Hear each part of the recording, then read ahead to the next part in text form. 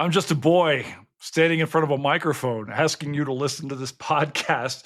Hey, everybody, this is Jason Herbert. I am the host and creator of Reckoning with Jason Herbert. And this week we have the absolute best pod. When I tell you I just finished recording this podcast, I mean literally hit stop and then started recording this introduction with two of my absolute best friends in the world. I'm talking about Kate Sheppard and Colin Colbourn. And we talked about one of our absolute favorite movies in the world, in Notting Hill. It's not a history movie. In fact, we don't even talk about history. Maybe some stuff. I don't even know. It's just three friends talking about this movie. It's a blast. It's fun. I haven't laughed this hard in a long time. I don't think I've drank this much. Yep, the wine is all gone. Sit back and relax, guys, because Notting Hill is next on Reckoning with Jason Herbert.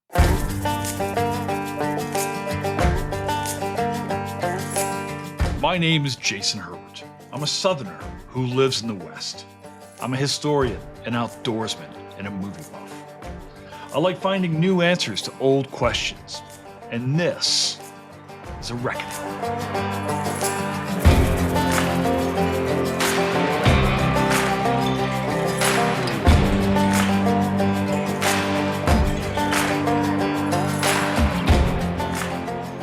Does your husband know that you invite brigands to Missouri? Apparently. Okay. Brigands. That's a good word. It's a good word, right? I feel like it's a word we need to bring back into the lexicon, into the Rogues lexicon. So starts here. It does. It starts right here, right now, because this is now like I was just telling Colin a second ago how we have like radically reconceptualized how this pod operates recently, which is just full on free form. There's no more prep. You've got a book, send it to me. I'm not reading it. We're just it's gonna be like grad school, and I sit there and go, well, no, the thing and you about told this us is, no prep, but we were prepped. Well, I prepped you with one thing, and then you guys started and I'm like, no talking. All right, quickly though. When it comes to Notting Hill, I'm always prepped. I know, me too. But okay, this is good. All right, here's one of my favorite. Here's one of my favorite things when we do on this pod is when I introduce two friends of mine who have never met before. And then because I know you're about to be friends too. So I've been giddy all day. In fact, here was the two doofuses, you mean, which cracked me up. I'm still laughing about it. I think it's pronounced doofy, to doofy, by the way. Well, can I tell you, I think I talked to the two of you more than I talked to any two humans on this planet at all. Yes. I'm not kidding. And that's funny. I was telling someone today, I was like, I'm gonna have two of my best friends on the pod. Like, where'd you meet? I'm like, I haven't. Never. I didn't even think about that. Like, not one time have I met either of you in person. Hold on, I got the thing on. I'm actually just an AI model, an advanced AI model. You know what? You are. So here's a fun thing.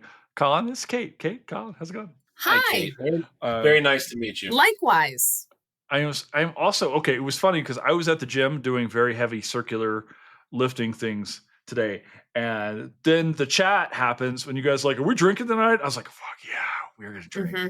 Like we can't. Okay, so let's do this. Let's start with a toast. Yes.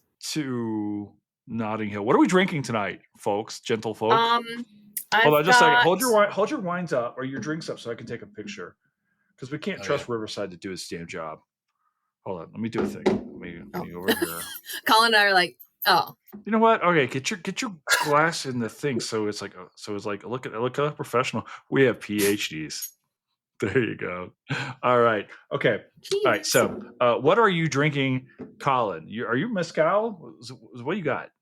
Yeah, I during the pandemic, I decided I wanted to be a mixologist, and then eventually, after doing that, I not really doing it, but like pretending to do it. Right. I found out that it was really difficult, and so then what I dove down are to like really simple drinks that I could just put in a freezer, like make a batch freezer cocktail. And Negronis are the one. I really like it.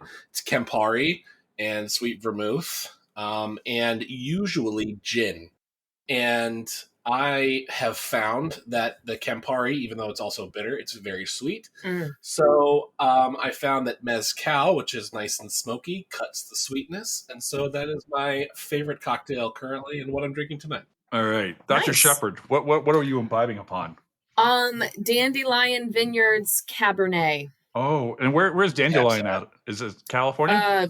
Yeah, it is California. I think I'm also rocking a California cab. No, I'm drinking. I'll drink the deep reds in the middle of the summer. Ooh, Spanish? A Spanish cab. Okay, so I'm down to like 5 bottles of wine, and I've got I've got kind of a nice wine cellar. So for people that come over and drink, and no one ever does, so I become what they refer to as dependent. No. So my late stepfather-in-law got me into wine, and it turns out I've got a really good wine palate, like a really good one. So I get very specific on the stuff that I like. And I'm a big California cab guy. Okay. That's my stuff. I'm not a big French guy. I just don't like the way the French varietals operate. I'm a big fan of actually New World wines. So really love like stuff from Argentina. Malbec is my favorite grape. I always like to say that. Yeah, I think. So in October we're getting Malbec. I think Malbec is everything Merlot wishes it could be, but isn't.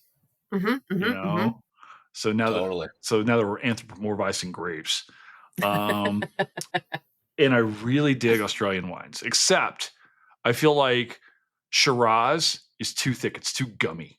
So, like, if you take an Australian red, like a Shiraz, but you have to cut it with like Grenache or Mourvèdre or something like that to kind of cut that gumminess out. Then you got I'm a big blend person actually. Like it's not sexy to say it's like I like Barolos too, but Italian like the Super Tuscans are too dry for me. So we have to do Sideways on this podcast. Oh yeah, isn't that the one that like made Merlot skyrocket? No, it killed Merlot and brought up Pinot Noir. That's right. Yeah. Yeah. So one of those. I would like. Yeah. In fact, I am coming out to the great state of Missouri. I can't call it Missouri, but people where I'm from in Kentucky call it Missouri. It's Missouri. Right. Thank you. Missouri. Coming out to the great state of Missouri, to Missouri S&T to give a talk, multiple talks actually. Every time you text me, I am like doing more talks. You're like, how would you like to talk to these people? You have got me signed up for like 74 talks now. But we're paying you. You are. And for those of you listening, if you would like for me to come out, I will, as long as you pay me to come out. We need to be paid for our work. And roughly, if you're listening, I'm going to post a thing a little bit later on. If you're interested in having me come out, the going rate is more than you have budgeted. So it's like what you need to do is bring me out, talk to your history department, but then your public outreach department, your social sciences. You need to dig deep because I'm bougie. You can also pay them in red blends. That's also fine. Yeah, that'll go well on the flight back. Only if it's the correct blend. Exactly. But red blends, nevertheless. All right, we need to talk. Okay, so wines have a history, but so does the history of this particular podcast, and here's why. All right, Colin and I have been talking about doing this pod for like a year, ever since he and I became friends. We're like, hey, and Colin's been on the pod a lot. Kate, you've been on the pod a lot. And somewhere along the lines, I told Colin, I was like, you know what I love? He's like, what's that? Nodding. Colin and I are text message each other like little girls at a sleepover. like, what are you doing? Watching you, Grant? And usually, can Jason come out and play ships? Can we play games? Do we want to introduce the concept of the ships thing? Kate, you're gonna laugh. Okay. So, Colin, you want to talk about ships?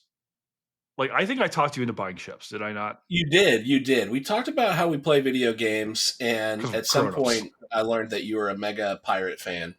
Not the baseball team, but the Buccaneers. The actual Pirates, yes. Yeah, actual Pirates. Not the football team. Yeah. Right.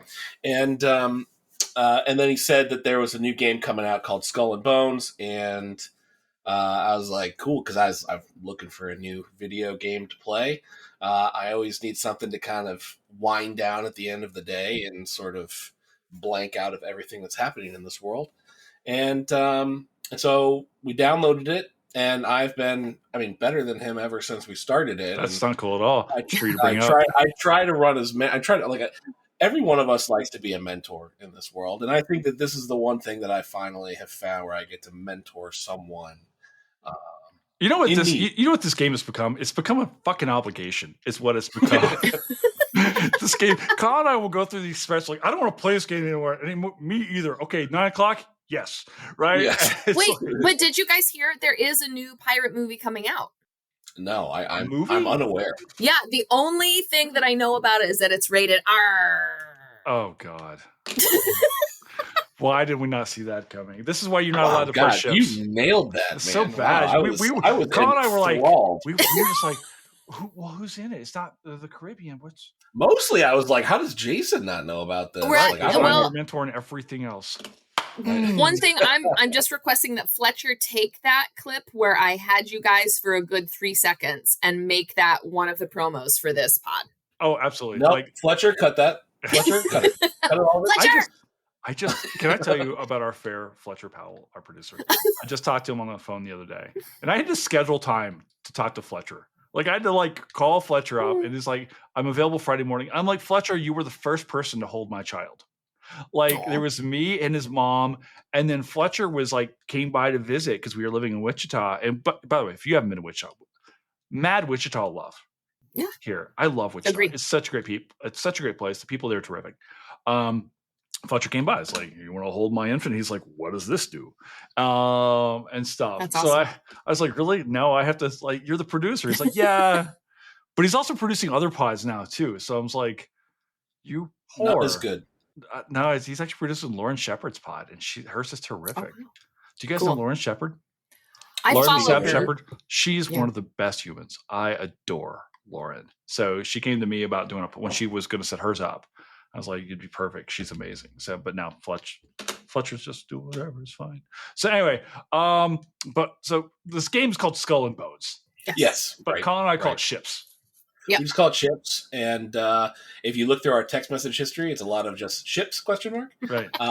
And then we hop on, and then I try to figure out how to get Jason into my little party so we can talk to each other. It's so hard. The interface is not easy. And what happens is, then we have extra because guys won't talk to each other. They'll just send each other. Is it on the PC? It's on Xbox. Xbox. It's on PC too, right? Okay. And then we'll sit and talk about whatever throughout the night and have this deep introspection class. So it's like, no, let's go read this other thing. Yeah, and then the problem with this historiography is so we're having these other deep philosophical conversations off here to the left, and we're like, you know what? Also, I have to step in here. Jason's headphones are also broken. So anytime we're in a fight, I'm going to order some new ones tonight. We can't have a conversation. I'm going to order the fanciest headphones. Either way. Okay. That's fine. So anyway, so we do this. People are like, aren't you doing a movie tonight? You know what? Maybe. It's our new pirate podcast. We'll see if we do. Long story. Colin and I love Notting Hill. Yeah.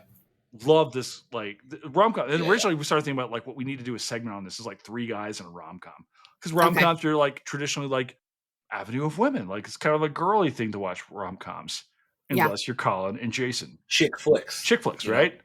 So and then we're like, we better invite on a chick. And then I was like, I have a bro chick. So I was like, Kate, you want to come on? So, yeah. Anyway, and you love this movie anyway, right, Kate? I do love this movie. Yes. So I don't mean to jump in necessarily right now, but it's absolutely just do it. Hold on. There's no hold rules on before you get started. Hold on. Okay, with dinner, we were watching the Seinfeld episode where Elaine gets bit by the dog and thinks she has rabies, and George comes in with his prescription goggles. I was like, this is perfect. Are those prescription, Colin? No. Colin just put on the scuba mask, but that's part of Colin's job. Yeah. Too. Yeah. Props guy. Yeah. Yep. Technically, this is a work prop, unfortunately. Colin, be nice, or I'll tell the whole world what happened the last time I saw you at work. Oh. Yeah, go ahead. You go ahead. Nope. You go ahead, buddy. Text me about it later. 3 million people saw me that day, but you're the only one with that story. Oh boy, did I ever ruin your night. So I'll send you a screenshot of the conversation, Kate. Okay. And then I will delete it because that's what friends do. Yeah, please do. Okay. Not for my sake, for his sake. For the world's sake, I think. Anyway. All right. Here's my question. This movie comes out in 1999. When did you first see this film? I have absolutely no idea. Probably in college, I would say. I was in college from 03 to 07, probably around there. So fairly recently. He's just a little baby. He's just a baby. I know I saw it. So I graduated in 01 from undergrad, and then I moved to London in September of 2001.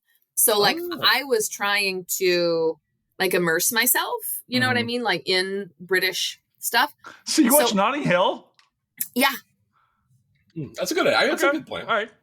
I mean, because it was a film that like had Julia Roberts in it and also Hugh Grant. And of course, there was like 4 Weddings and a Funeral and all of the good things, right? BBC's Pride and Prejudice, all of that stuff. Love something else. Go ahead. But this is like, for me, it's like this moment in my life, right? Because that was 99. I moved there in 01. So it's the same.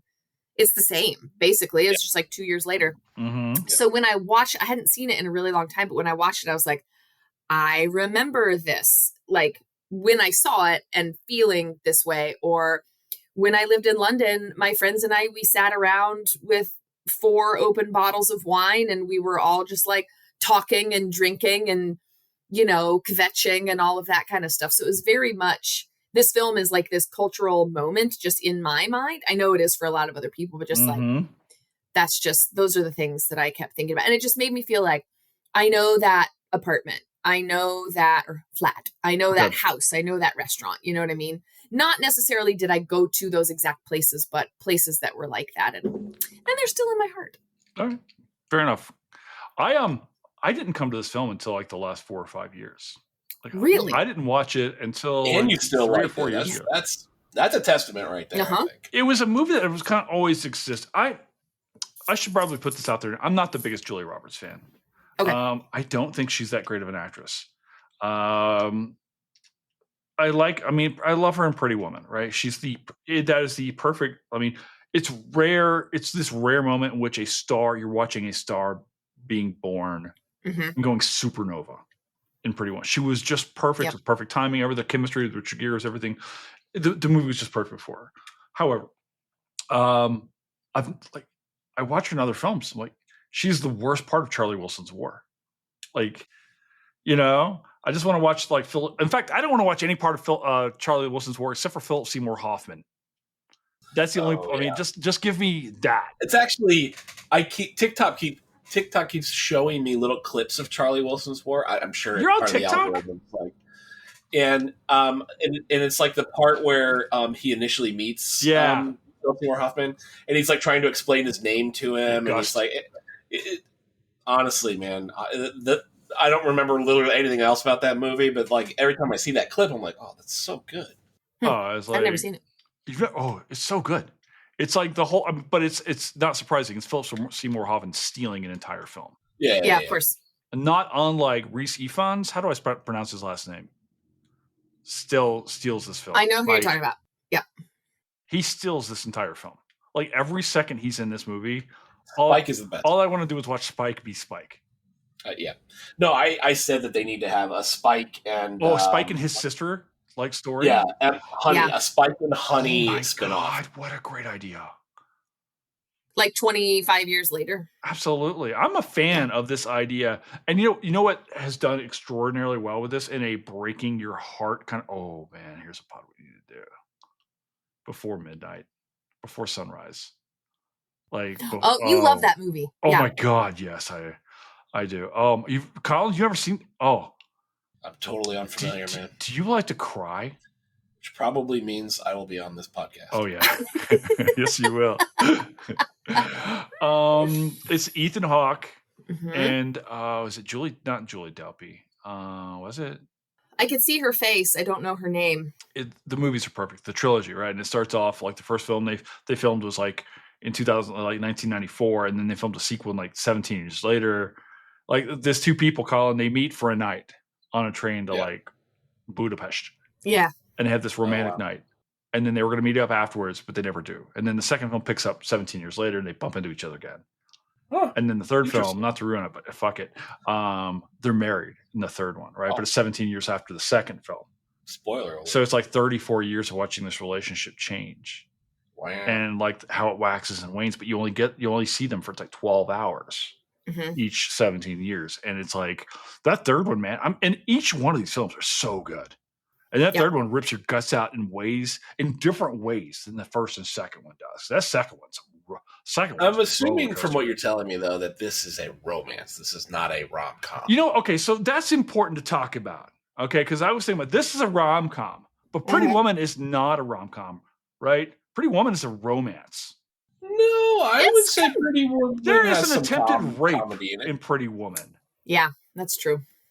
Like, I feel like that the overshadows. I mean, it's like I feel like Pretty Woman's too serious. I mean, there's some funny, like Hector Elizondo is great in that. Yeah. And like here's a fun thing. Speaking of stealing a movie. Thank you, right? But when I go to like the store, I still have my Pretty Woman moment. Like I was like, I can't wait for fall to hit because I'm going to Bass Pro Shops and I'm going sweater shopping.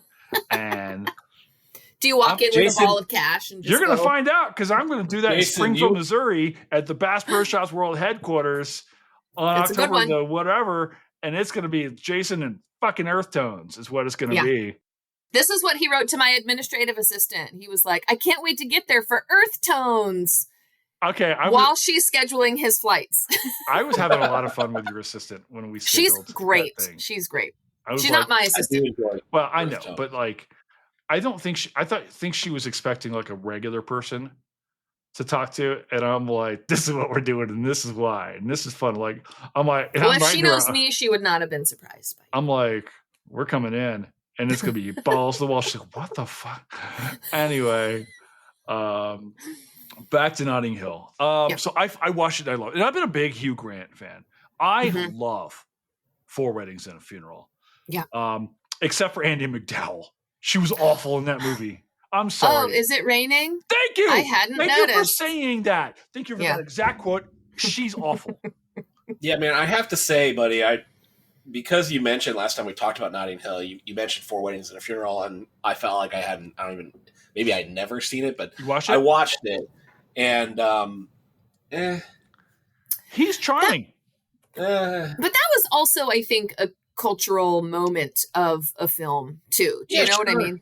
5 years earlier, it was kind of Hugh Grant's first rom-com.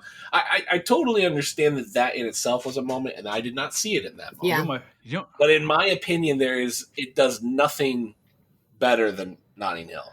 Notting Hill does everything better. But John Hannah's relationship.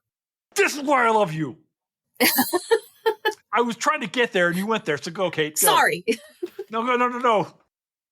And the eulogy for his partner. That's the best part of the movie. It breaks me every time, and then like a dog with a juicy bone.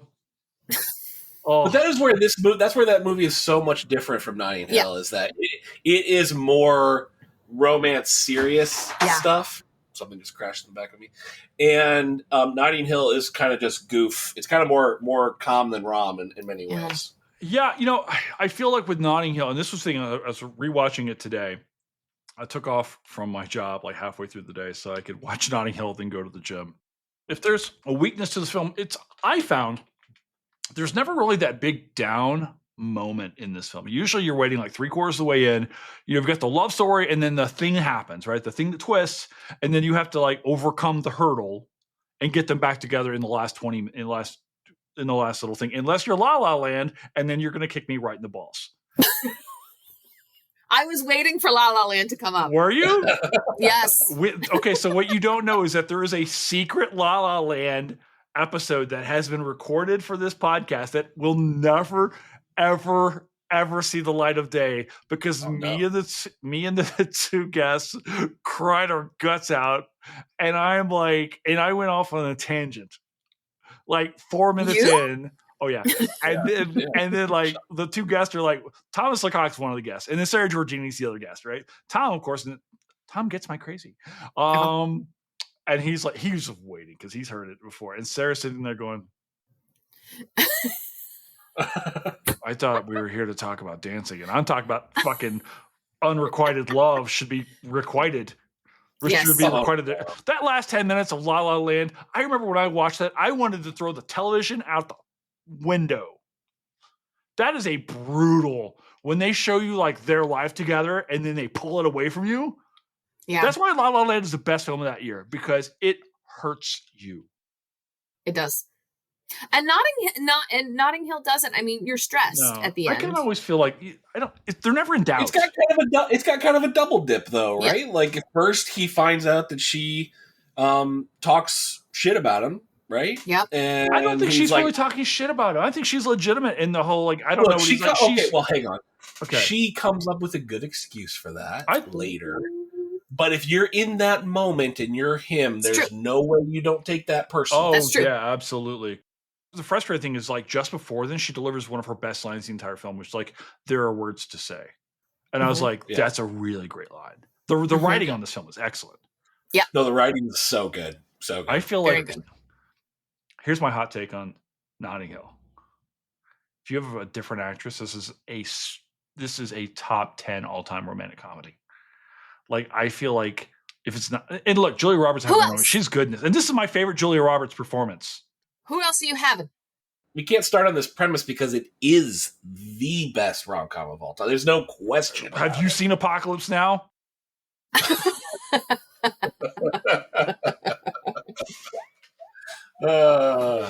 Good question. Thank you. Okay. Colonel Kurtz, you have my heart.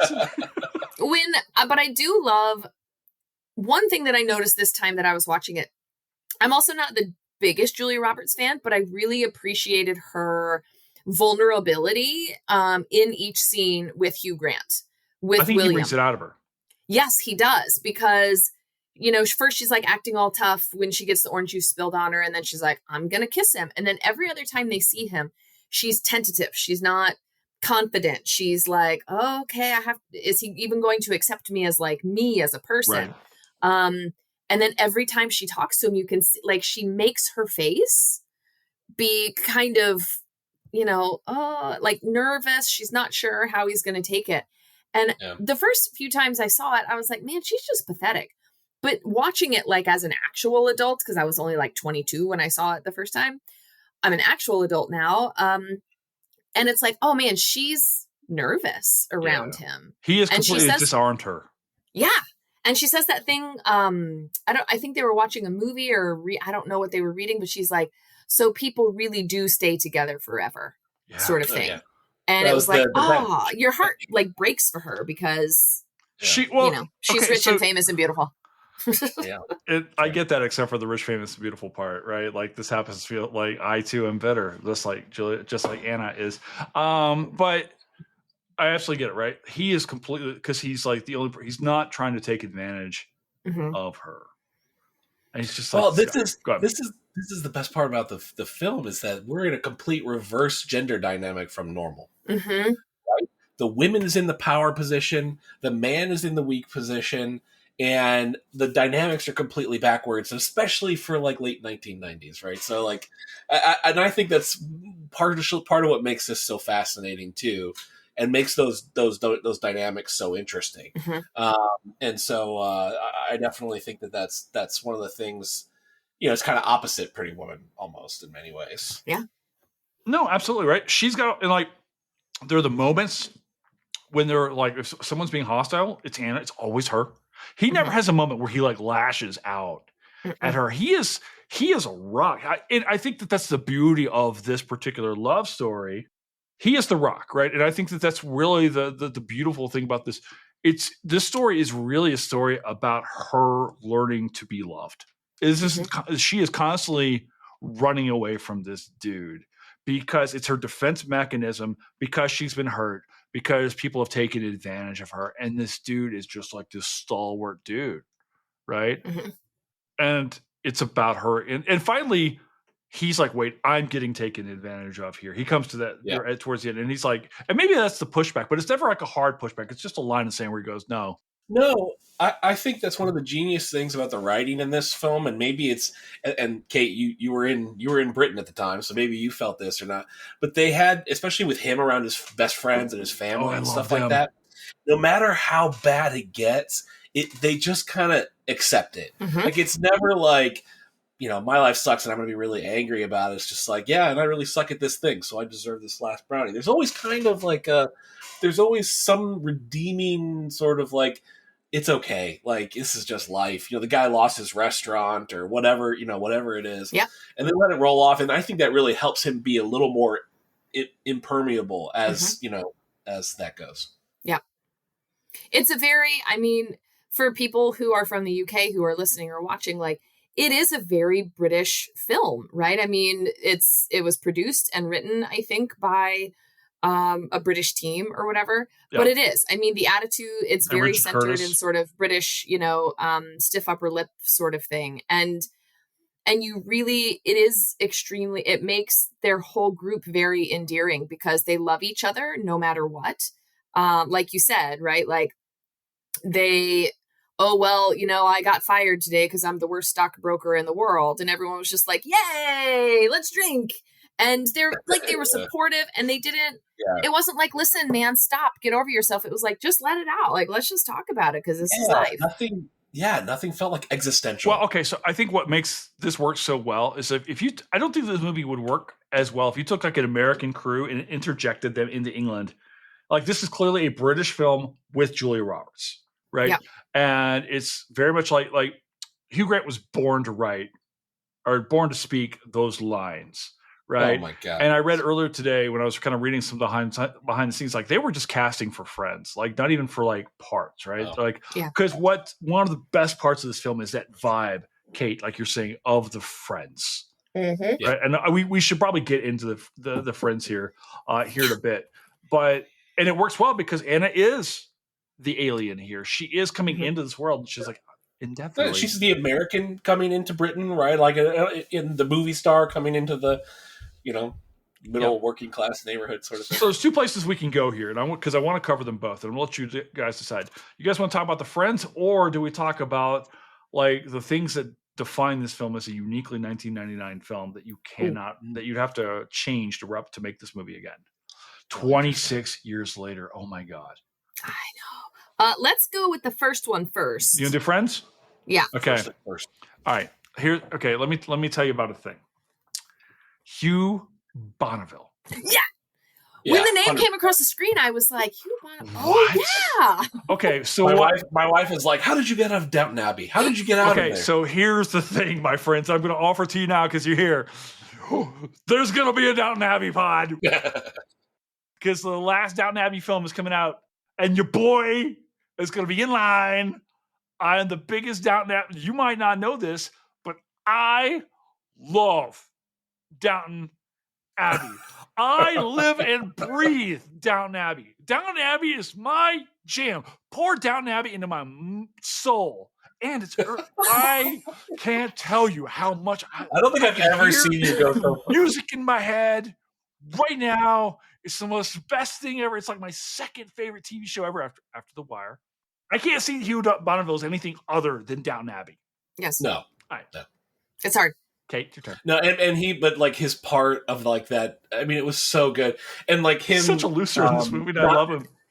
Him not recognizing her and asking about the acting, like the hits in this movie just kept coming. And I literally own this movie.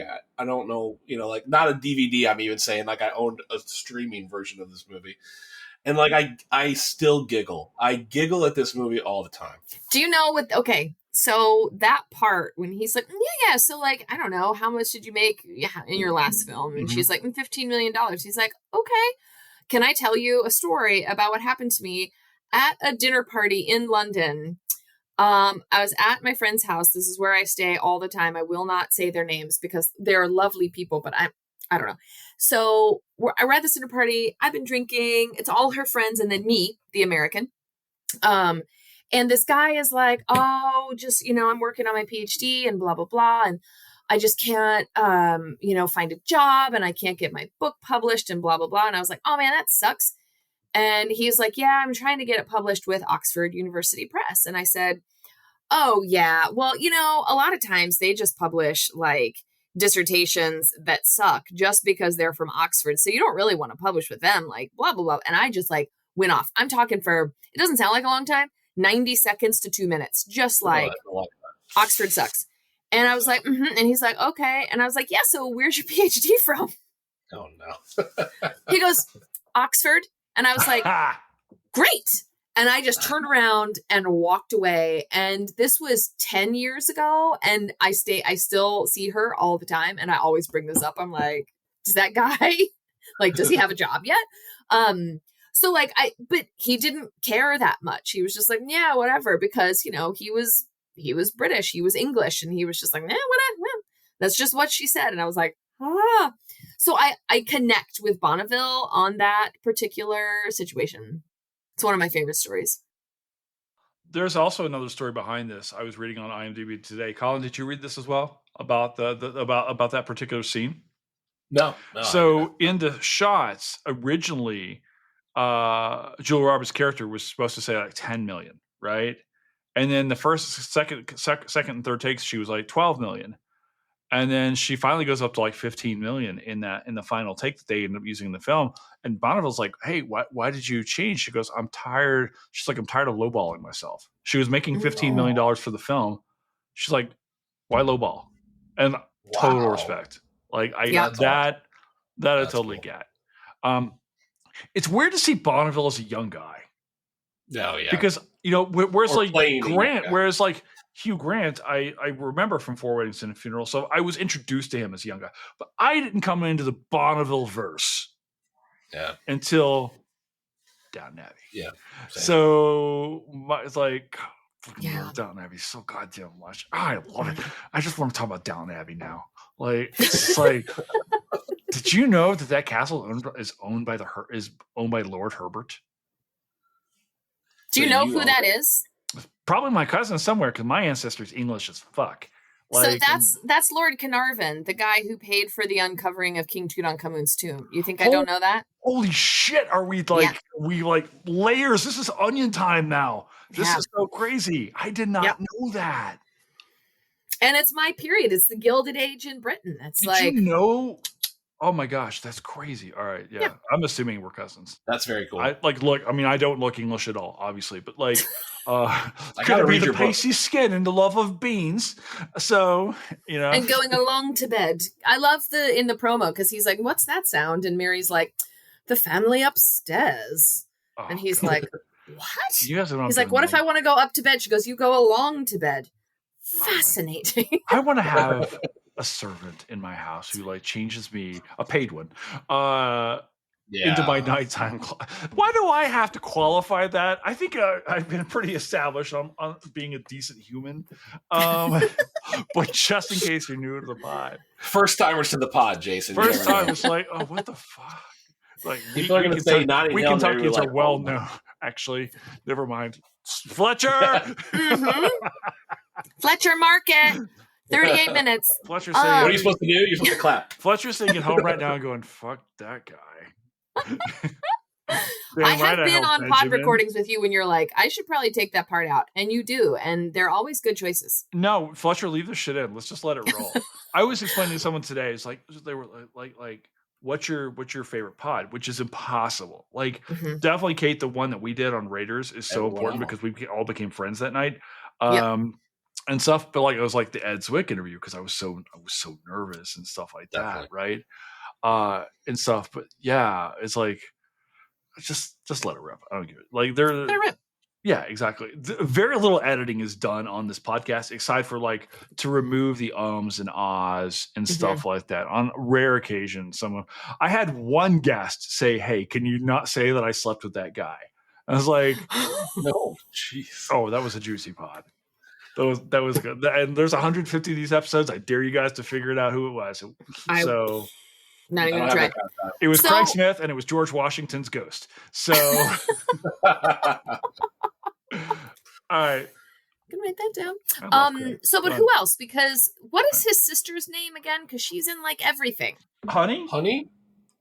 Yeah, but Honey is Emma Chambers. Emma Chambers. That's right. I have my handy dandy IMDb out by the way. You've got yours up. Okay, I do not. I have the worst memory as a historian ever made. Dude, me too. I can't remember shit from like the recent past, but if you guys want to talk about 7 Years War, like I'll tell you about file formations and stuff like that. Yeah. And the Battle of whatever in Pennsylvania. So I want to talk about casualty accounting in World War II. I could talk to you for hours. I know. But, Emma Chambers. Emma Chambers is her name. She is awesome, quirky. Like, what a casting! I mean, maybe she was just a friend, but like the casting again, like her and Reese are such an amazing match. The combo, but you know what? It felt very much like End of Four Weddings and a Funeral as far as like the people getting together. And I'm not complaining because it works. But I think the same team made the films. Yeah, it was the same. It was like the same either director or writer. Title, and that's okay. Writer, Richard Curtis. It's like when people complain, it's like, oh, this band sounds the same. Well, yeah, it's the same guys making the music and singing songs. Like, it's okay if it's got a twist on different thing. You're absolutely right, though. Like, Spike and Honey, those are the shirts we need.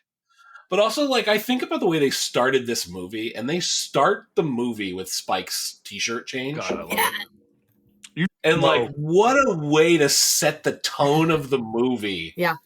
With those T-shirts. I mean, phenomenal. I still laugh at that. But can we talk about the actor himself? Because he is one of the most versatile actors I've ever seen. Because he does this completely silly, like, silly performance in this film, but he can be absolutely terrifying in movies. He's great. I remember him most from Harry Potter. Who's he in Harry Potter? Isn't he? He's Luna Lovegood's. Is that not right? I've only seen one Harry Potter movie. Oh, Luna Lovegood's father that like traps them in the house. Yes. He was the lizard in Amazing Spider-Man. Credit to my wife for. Hold on, wait a second. No, we've all got the. I think you're right. No, it's not. That's not him. Yeah, Harry Potter and the Deathly Hallows, Part 1. Yes, no, I know. But that's not. That's not Reese. So who is he then? Okay, I'm looking at his. Okay, he's in House of the Dragon, the Game of Thrones show. Nice. He's been the lizard in the Spider-Man stuff. What else has he done that's like really, really good? Am I wrong? Because wait, it's Xenophilius Lovegood. Yeah, he is. Okay, I'm sorry. Yeah. I'm sorry. Oh man! Oh my God! Sorry. I just thought for a second. Scary. You know what's scary. You know what's a film that I'm now reminded of? What? About Time. Have you seen that one? Oh, I know that Rachel one. McAdams and Domhnall Gleeson. Oh yeah, that's a good movie. Oh, we need to do that one. Oh, yeah. That one hurts. That's another one. Like La La Land hurt towards the end. All right, go. No, sorry, you were right about that. I was wrong. All right, Fletcher, clip that. Are we able to put in Fletcher make clips of when we look good? Fletcher. No, he's fantastic, and I'll go back to Honey because I love her in Vicar of Dibley because she was Alice in Vicar of Dibley. I have no idea what you're talking about. I have no idea what that is. It's a TV show with this wonderful. It actually was the woman who plays the Vicar of Dibley is the opera singer in the painting in Harry Potter because they used every single British actor they could in the film. See, can I go meta on you, Kate? Yeah. I feel like if you were going to make a movie of your most recent book, like the actress who plays Honey could be in that. Oh, she totally could. Right. And I'm trying to think of which women Egyptologist she would be, but I feel like she would be good in this. Oh, she totally would be. She's fantastic. And she's quirky enough. That would be Women in the Valley of the Kings. Yes, it would be. Which I noticed is not on your shelf anymore. It is too. It's right up here. It's actually, I moved it. So it's on the top of the shelf with my boom. It's got primacy up there, madam. No, with a Fraggle. Yeah, it is with a Fraggle. Gobo. Yes, that's right. Although I'm a Wembley guy. Cast off. I don't know. It's not. Colin's like, "Where's my book?" And I'm like, "It's on the table over there." My book's on the coffee table. That's where my book belongs. All right. Okay, who else? Who else are we talking about? Hold on. Before we move forward. Sorry. Do you guys know the IMDb game? Is this like a 7 degrees of separation thing? Are you about to ruin my life by giving me a new pastime, Colin? Because I feel like that's 14 seconds from the happening. You're going to be so good at this. I am phenomenal at this. On your phone, if you go to IMDb. I'm on IMDb right now. You type in someone's name. Okay. It always gives you 4 movies that they are quote unquote known for. Okay. I'm going to pick a. And so what we do for the IMDb game, whenever we're bored, you go to the IMDb. I don't get involved in this game. Actor. I've never been invited to this. I know your wife. You name an actor, and the other people have to guess what the known for movies are. All right, let's do it. All right, Colin. Okay, all right. You pick. I don't have my phone with me because that doesn't matter. Colin will pick the actor. I'll pick the actor. And I will joust. Okay. Let's see here. Something relevant. Denzel. Right. Denzel Washington. Hold on, let me get it up. Got it. Okay. I'm ready. Yeah, I have the 4 known for. Training Day, Glory. Remember the Titans. Training Day is 1. Glory. Remember the Titans. Not Glory. Not Remember Glory. The Titans. American Gangster. Nope. What's the one where he takes people hostage? Oh, Man on Fire is so good. Man on Fire is so good. That's so good. So good. I could Creasy Bear. Can we do a Creasy Bear pod? We can do whatever pod we want because it's your Man pod. on Fire is so good. You run the pod. Oh, yeah, that's right. I'm the boss. What else? Okay. So yeah, four films. This is good. Okay. This is a tough Malcolm one. X. You got 1. Malcolm X. Malcolm X. No. Jesus. Okay, hold on. I don't know. One very recent one. I'll give you 1 hint. Nope. That's not even true. It's not that recent. I don't know very many Denzel films. Denzel Washington. Fences. That's so good. Him and Viola just going at it. God, that is so. All right, so you got 2 out of 4. That means I win. You do, because I don't know any. What are the other 2? Book of Eli. Oh yeah. Really? And the last one is Antoine Fisher. I don't know why that would be there. That is not his most terrible film. That's the fun part about the IMDb game. This is completely random and not based on anything whatsoever. No, because that's interesting because under Rhys Ifans, his is Notting Hill, Spider-Man, Snowden, and Anonymous, which is why I was like, if he was in Harry Potter, that would be on his IMDb. Pretty easy to find. Can we do one more, Colin? Yeah, sure. What do you want? Well, you have to pick the actor or actress. All right, I'll pick. All right. I have. Okay. Okay, you can go first. Let's see. We have to play this with Julia when we see her. It has to be someone I know. Yeah. All right. What about ScarJo? Okay, ScarJo. Scarlett Johansson. Yeah, Scarlett Johansson. All right, I have them ready to go. Okay, Scarlett Johansson. This one's a little easier. One of the Marvel films. Okay, that's cheating. There are of the 4. There are 2 Marvel films. I'll give you. Black Widow. Black Widow is 1. Good job. Okay, I'm drawing a blank. It's the movie with her in Japan with Bill Murray.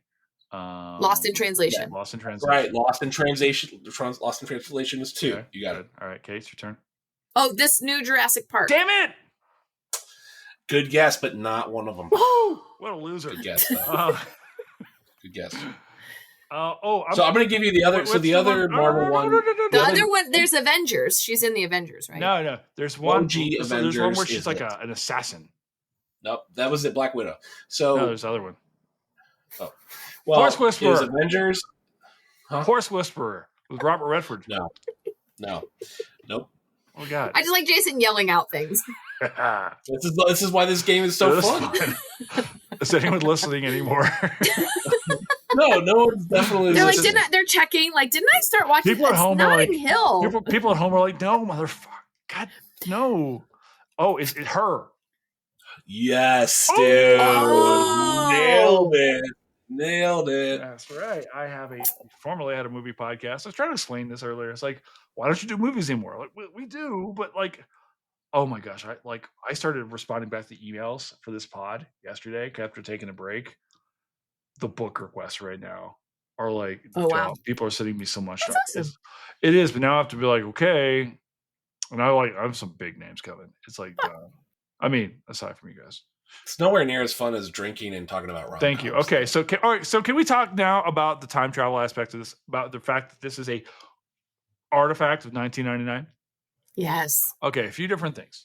First and foremost, no one has a cell phone in this movie. 0 cell phones. 0 cell phones. So she's having to call and leave no pagers. Right. Either. They're having to leave messages with Spike. Yeah.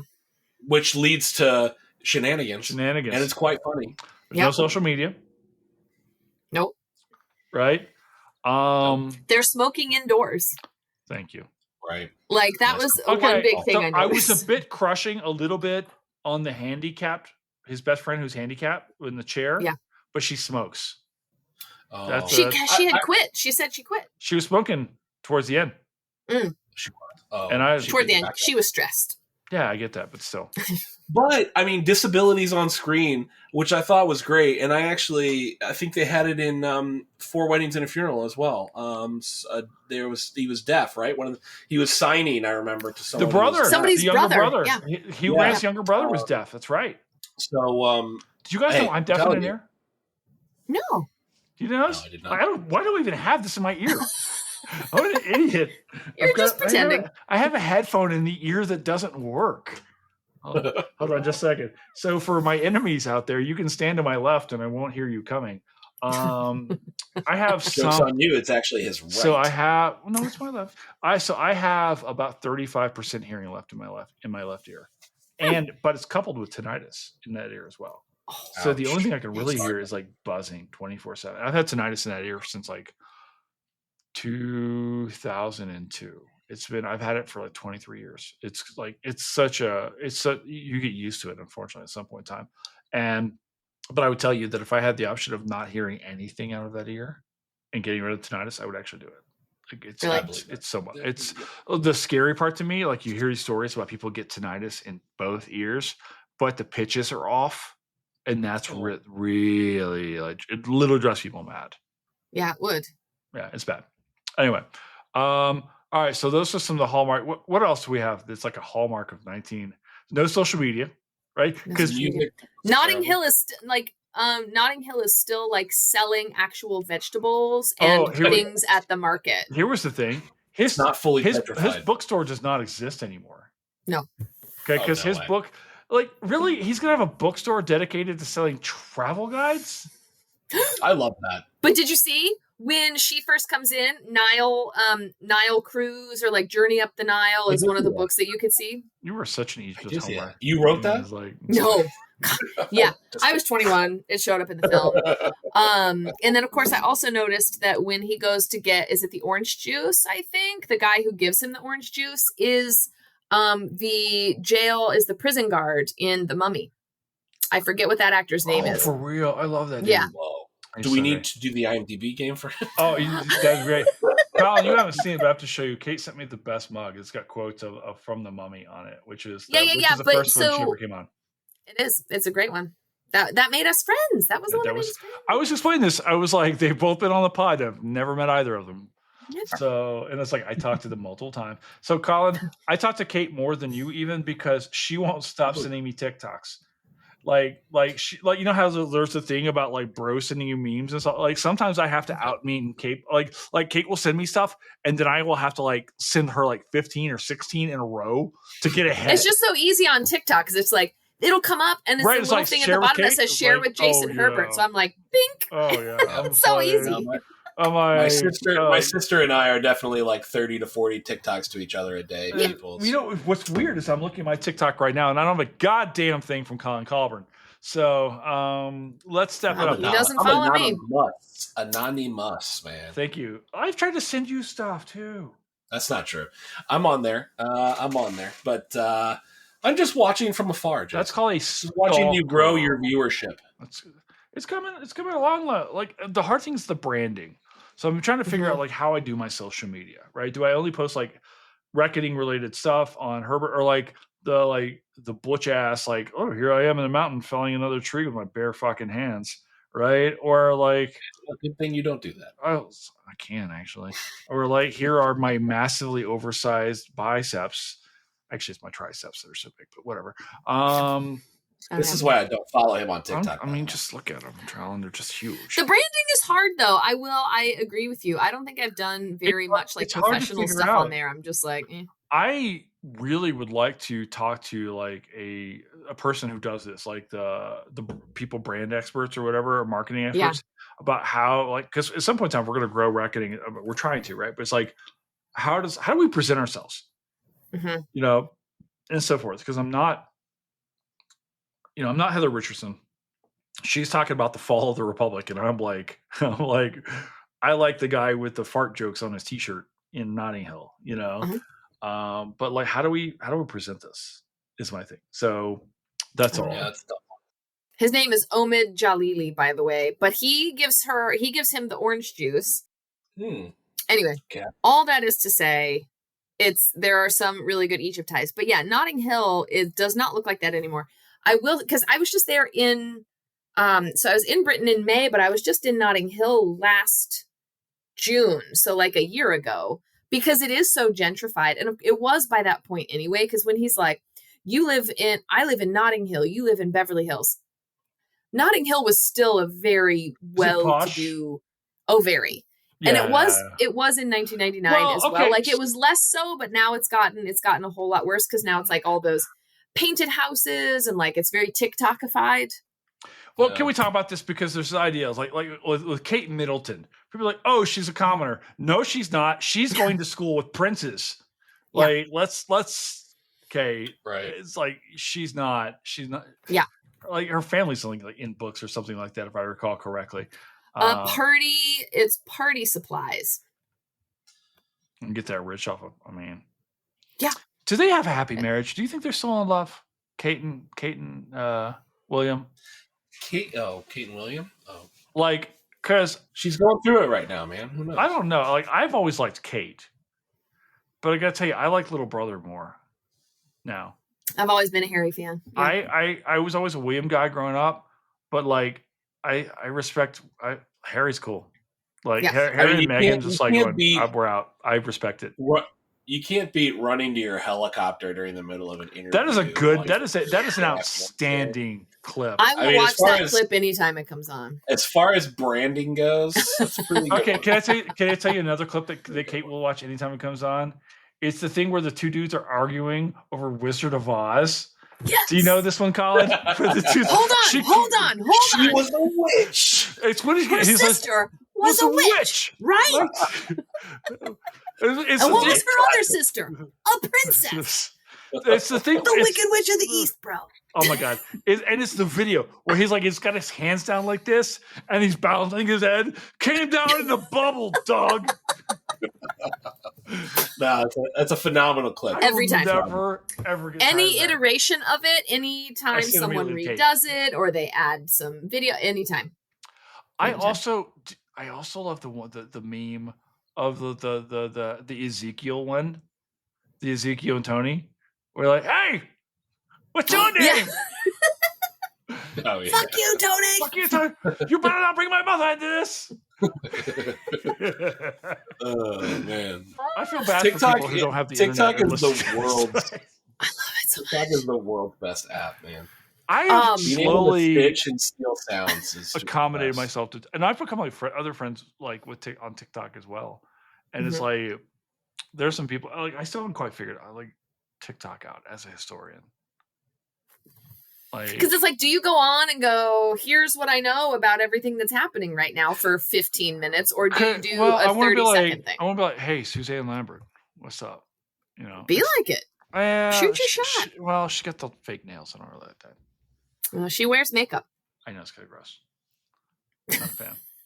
Colin, did you know this about Jason? Oh yeah. There are a lot of conversations Colin and I've had while playing. When he starts talking like that, I just tune out. I zone out. He's like, yeah.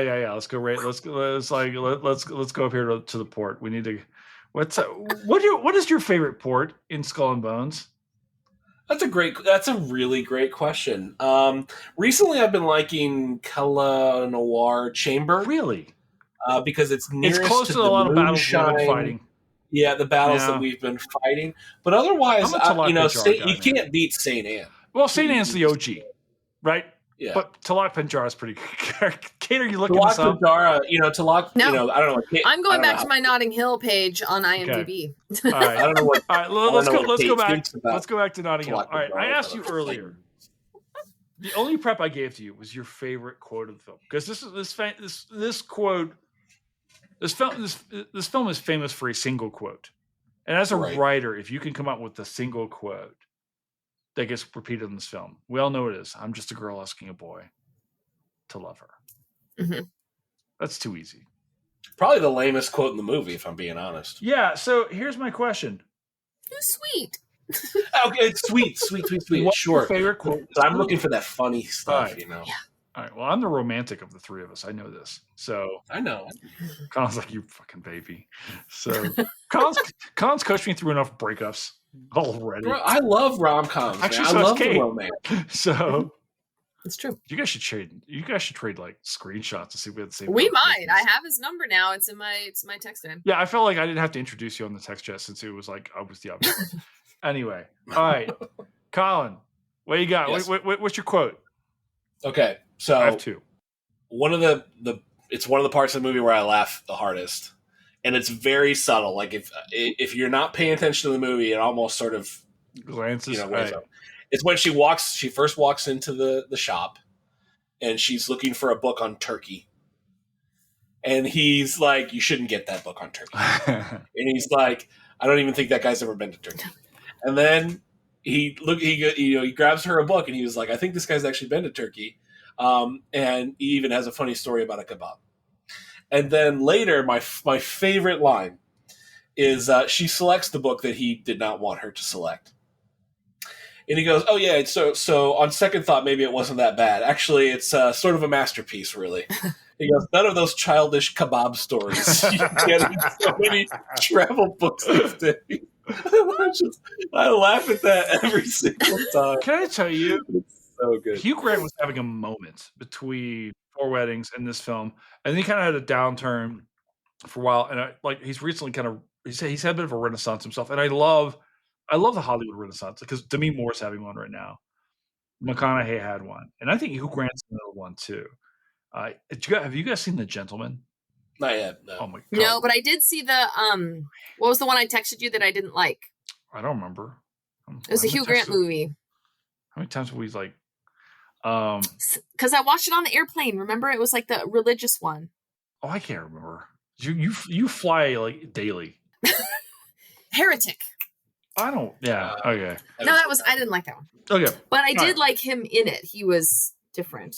All right, Dr. Kathleen Sheppard. I agree with you. We want your My quote. turn. Yes. So I love it because it's so silly, and it's when he's trying to climb up that fence, and he says "whoops-a-daisy," and she laughs.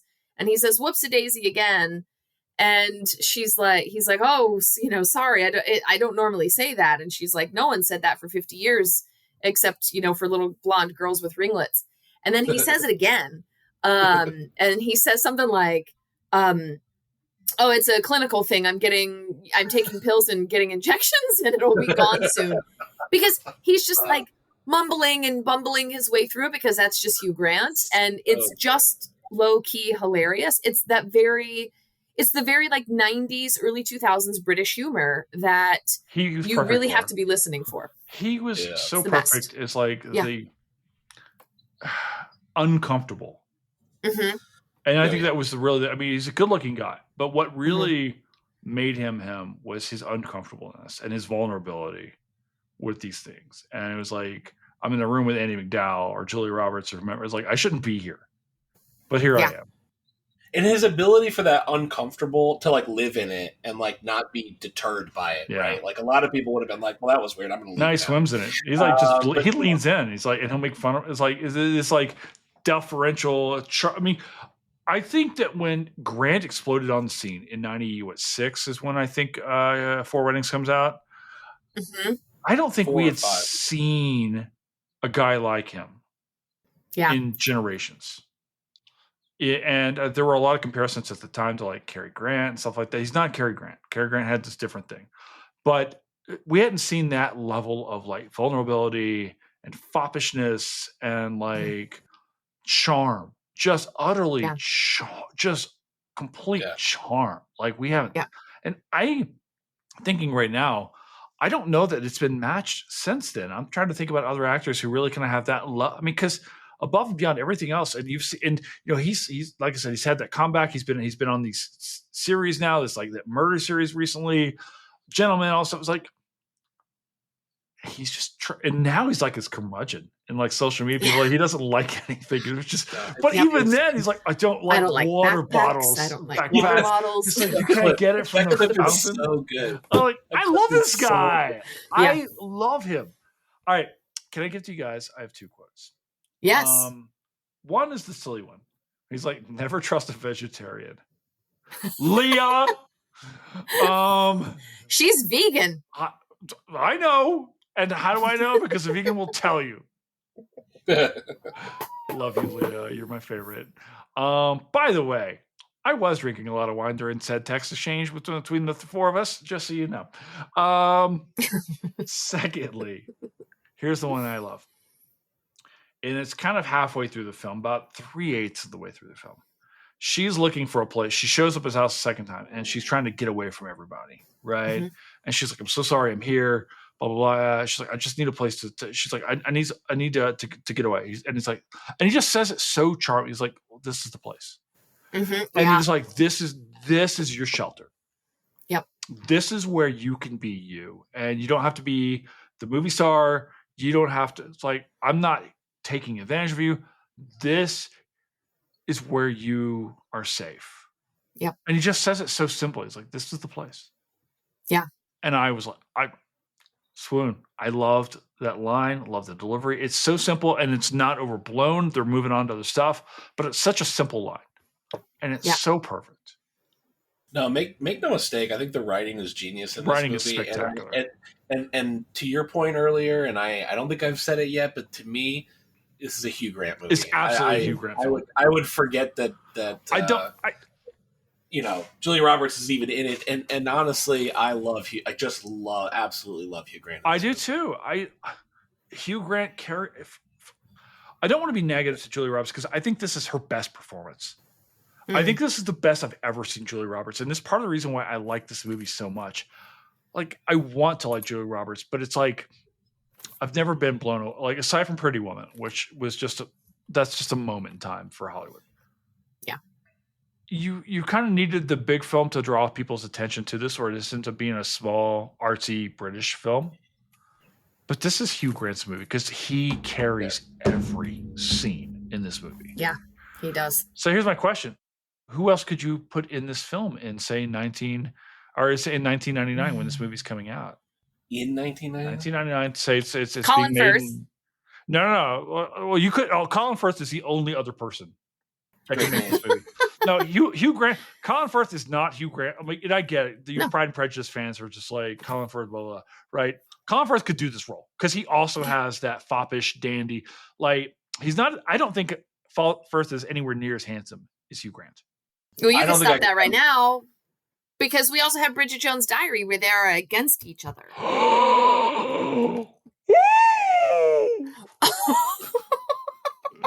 You're so right. Oh my God. And who gets chosen? Not Daniel, but Mark Darcy. Oh my God. Oh, that's not a coincidence. His last name is Darcy either, is it? No, that is a Pride and Prejudice. Bridget Jones' Diary is Pride and Prejudice. Yeah. Interesting. Okay. Very my good. God, can we do Bridget Jones' Diary? Yeah. Okay. Again, another that was the London that I knew. Like, that was the London I lived in. I feel like this podcast is transforming right now. Yeah. It's going to be Jason and Colin and Kate take on the 90s and 2000s. British rom-coms. Guess what, kids? It's while you were sleeping. You know, it's like yes. Sandra Bullock. Yeah. Let's go. Bill Pullman. So good. Right? Okay. Bill Pullman, amazing. But I don't think a traditionally handsome guy, but I saw some people like, no, that's the aura. I think if you carry yourself a certain way, like, it gets over that. Man, I think traditionally handsome. You think guy, so? No?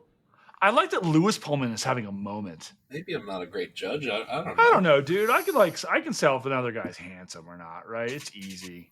Yeah. Right? It's like there's objective handsomeness. Yeah, totally. Like Brad Pitt is like or Robert Redford or Newman. Okay, let me throw this out here. In terms of people that are the most Hugh Grant-esque, and no one can be Hugh Grant. Let me just say this out loud. Mm-hmm. And this is going to be kind of a, you're going to tell me I'm crazy. Right. I think the person that's being most Hugh Grant-esque in this era now is Ryan Reynolds. I don't see the it. delivery just seems so disingenuous. It's too fake. Okay, so it's an authenticity. I think so. It's like too. I like that. And I like Reynolds. Like, I'm a big fan of Welcome to wherever. I guess I'm not that big of a fan. Welcome back, Potter. Welcome. To... Okay, who do we like? Okay, for those who are listening, I would love to hear who is our modern age Hugh Grant. Yeah, okay. If not him, then who? Okay, let me think about this. Who is the modern? And I didn't say he was being anything, like he's attempting to be. I feel like that's the genre that you get. One of the struggles we have right now is the death of comedy on the big screen. Well, yeah, that's really... Because they're not making movies like this now. And it's hurting us because these are the films we continue to turn to. These are the comfort movies. These are the movies when we sit down, right, and we're not feeling well, right? We're eating our matzo ball soup. That's right. I rock some matzo ball. West Palm Beach is my home. Someone asked me today, like, how do you know so much Yiddish? I'm like, because I sold cars in South Florida. I fucking roll with Yiddish. Like, I have a filthy vocabulary in the old country. All right, who else? Okay, what act? There's Alan Tudyk or whatever his name is. Not handsome, no. Yeah, Alan's great. No. Yeah, you're just wrong. Unfortunately, you're just wrong. He's fun. It's tough. He's got to be handsome. Alan Tudyk is like character actor. We're talking leading man. Yeah, that's right. Yeah, Put him on there. Deferential, funny. Who do we have? Because then I think if you're going to ask this question, I think one thing you have to do is, what are the best recent last 5 years? Let's say. Okay. Well, that's the problem. Years? I'm thinking about them, and I don't know that we have them. None that could match Hugh Grant's, because you have to have sort of the bumbling, fumbling, kind of mumbling under what he's saying, but also being extremely coherent and charming. He's got to be charming. You can't just be beautiful. Yeah. Hugh Grant is a handsome guy. Okay. All right. So that's ChatGPT. Oh. All right. Are you ready? Lord. 5.0. Nicholas Hoult was who it came up with. Who is in? Wasn't he? Was it About a Boy with Hugh Grant? Mm-hmm. Right. Here's another. Ready? Domhnall Gleeson. We talked about Time recently. Not as handsome as Hugh Grant, but you know what? He sold. Like, I would see why Rachel McAdams, but call me, would be in a movie. God, Rachel McAdams. Oh, wow. Just like number. I actually quoted Mean Girls today. I said, I have also been victimized by Regina George. She is probably like my number 4 all time. Just on the hall pass list. Like, she is. I mean, I don't have to hall pass. Whatever.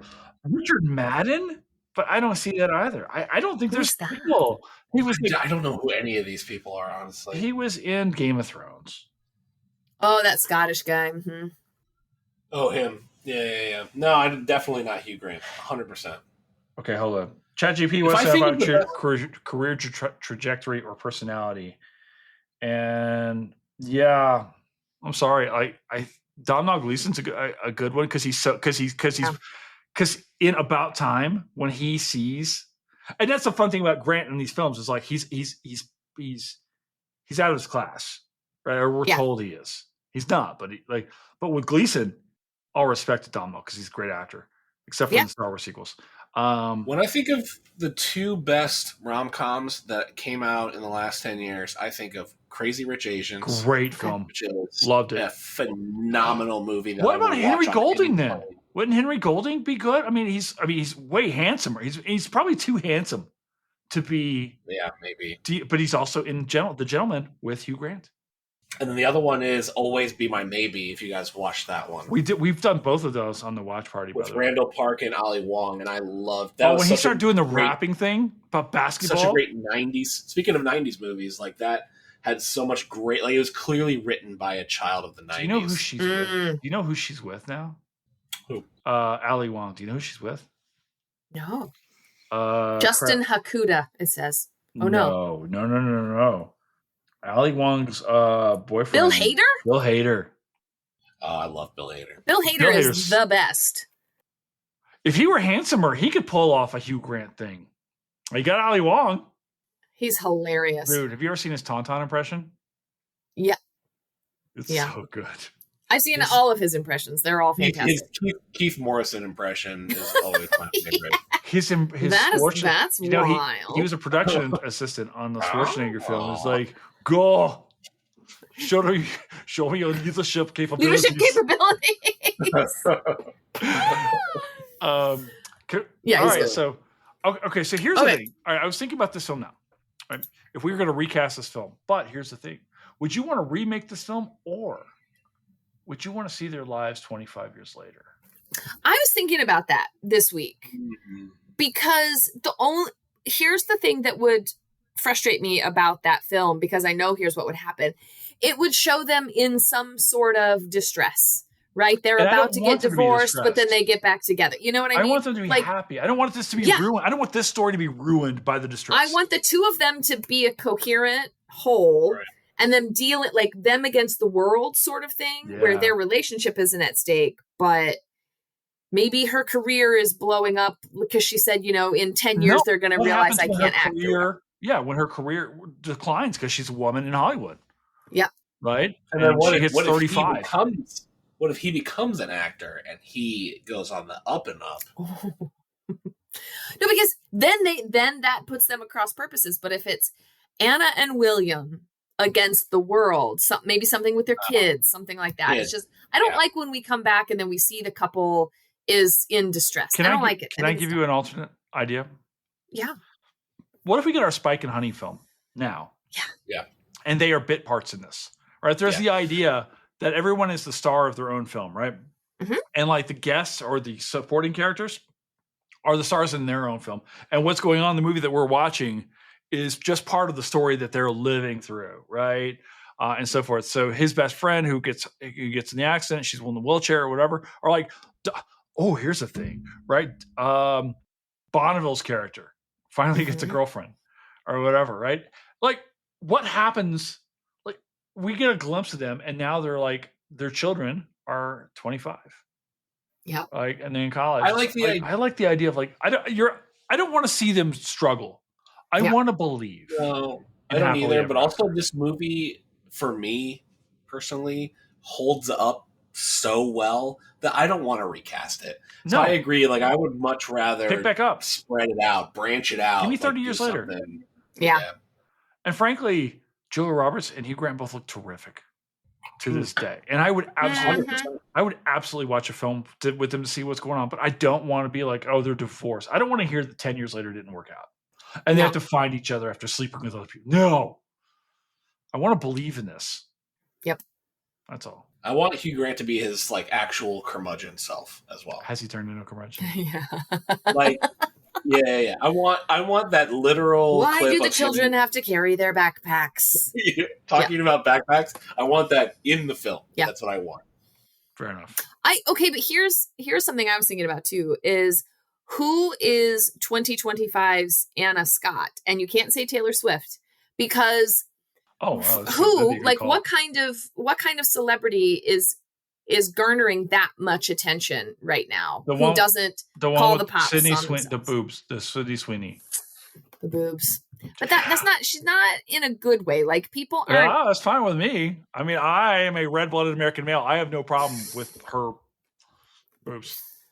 I think we have to choose someone who's got like actual acting. She's not a good, like, you know what? Did you guys watch? Not that she's not a good actor, but like the whole point about Anna was that she won an Oscar by the time she came back to London, right? Like, that was like the whole thing. Like, she's on the up and up. Did you guys see Anybody But You with her and Glenn Powell?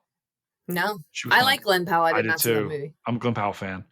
I don't think Sydney Sweeney was very good at all in that film. I think he carried that movie. I'm shocked. And the Australian woman, the ex-girlfriend in him, had way better chemistry in that movie than him and Sydney Sweeney. Okay. So we have to have a 29-year-old-ish Hollywood actress. Because my only thought was, it's Taylor Swift, right? Everybody wants to know where she is every time she steps out. That's how, she is the center of the so world. she's out. Like, we can't say her. Who, but an actress? Yeah, any kind of celebrity. Colin's Googling the most famous actresses in the world. I can't. Like, my brain, I don't know people. That's the problem. Like Zendaya, maybe? Zendaya's a good one. She would, but she's not that level yet. I went for her and Tom Holland to work out. Zendaya's actually not bad. They're so happy. I know, but they're so young. Okay. Like, we know what's going to happen. We know it's coming. Colin, how old were you when you got married? You just want it to happen. No, I mean, I can't be the only broken man in the world. So, what was your question? How old were you when you got married? 30. Okay, right, almost an adult. right? Yep, 10th anniversary. Just had our 10th. Kate, you too? 32? Right, exactly. Oh, congratulations, Colin. I did not see that. I wanted to get my did see that. my PhD done before I did that. Okay. In fact, I think I told your wife happy anniversary and not you. Thanks, buddy. I'm Team Rachel.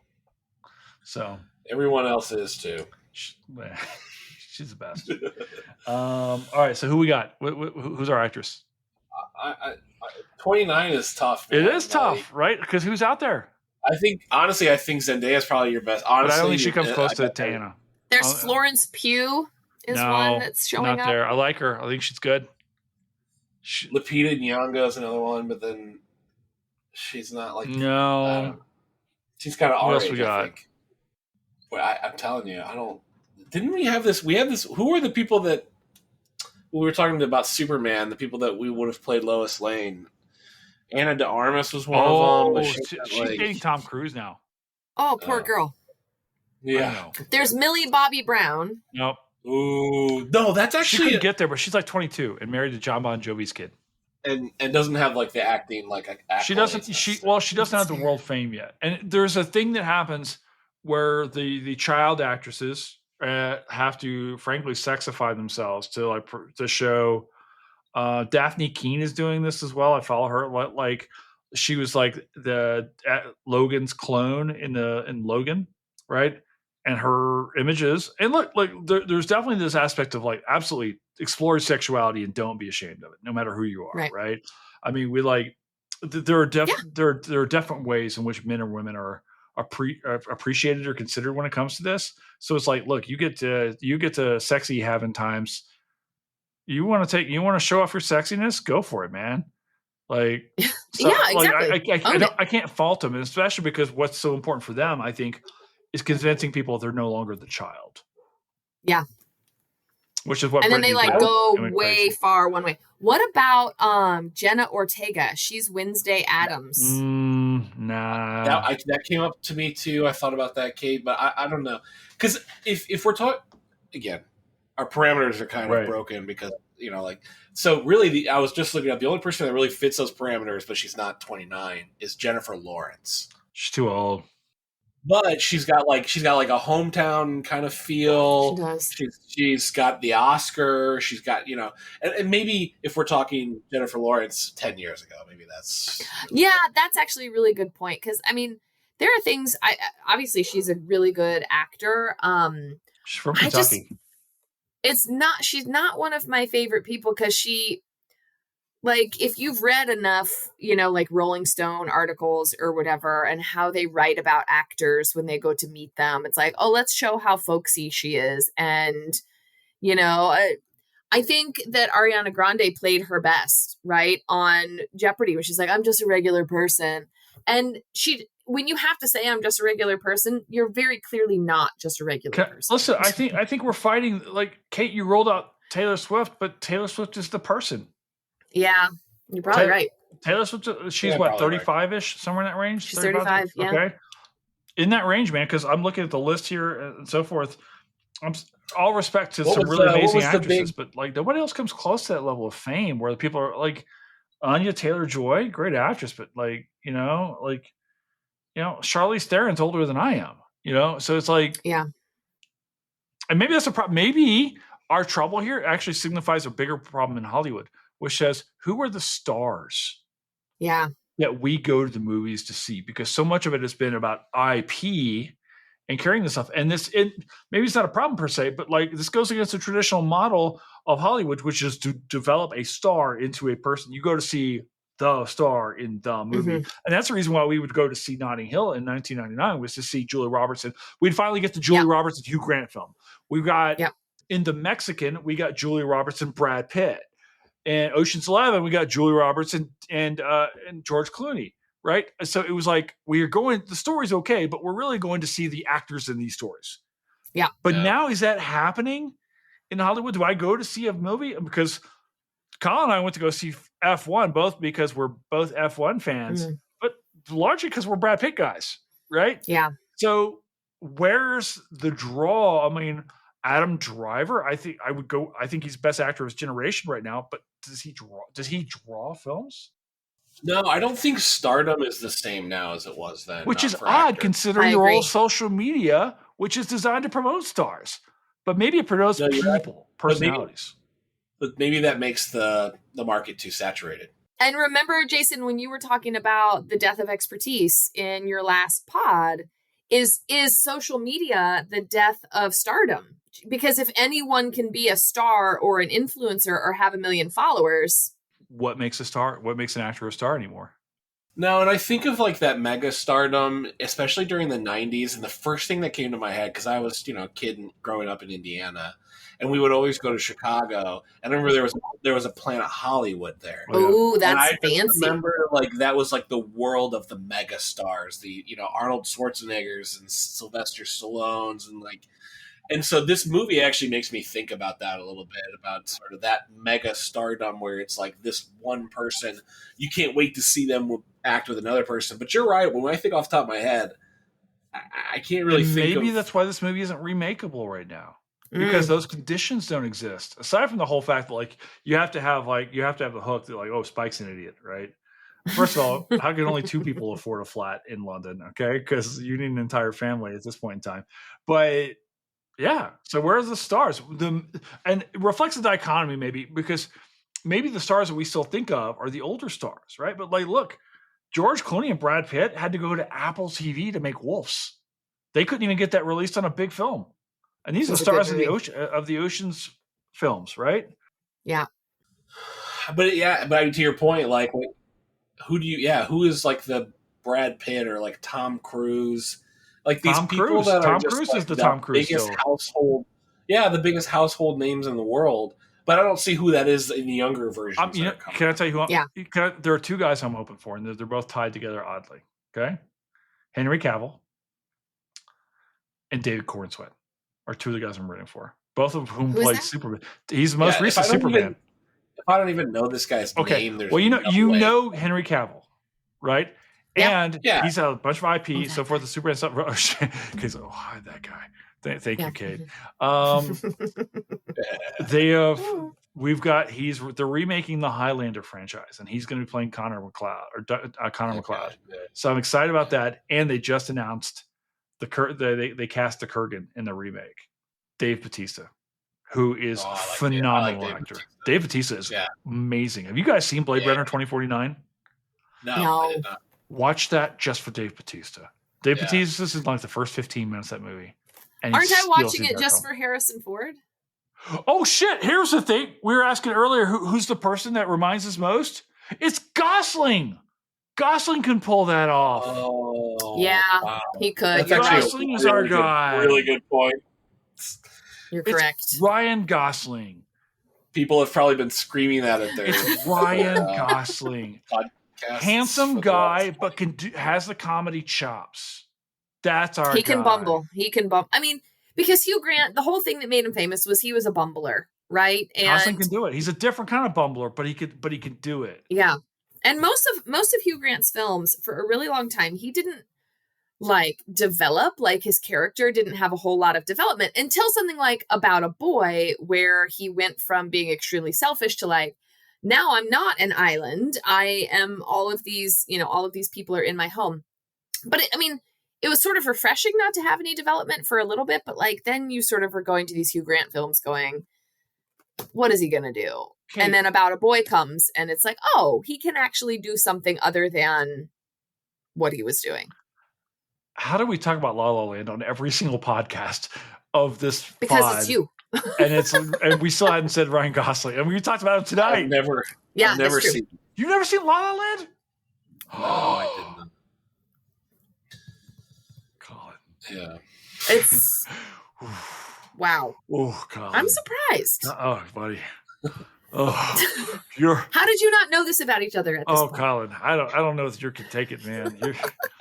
It's gonna hurt you. All right, I'll play ships by myself tonight. I got to write tomorrow. He's like, no, I'll still play ships. I'm with the Forest Service 2 years tomorrow. Tomorrow's my 2-year anniversary of the Forest Service. Congratulations! Congratulations! Did you either of you read the post that I put out today about the piece, the Roman Nose? Yeah, Roman Nose.